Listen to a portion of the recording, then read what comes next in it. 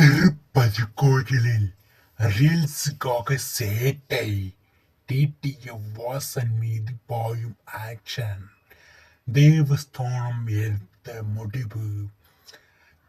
பிரபல யூடியூபரான டிடிஎஃப் வாசன் திருப்பதி கோவிலில் prank video எடுத்ததாக குற்றச்சாட்டு எழுந்துள்ளது.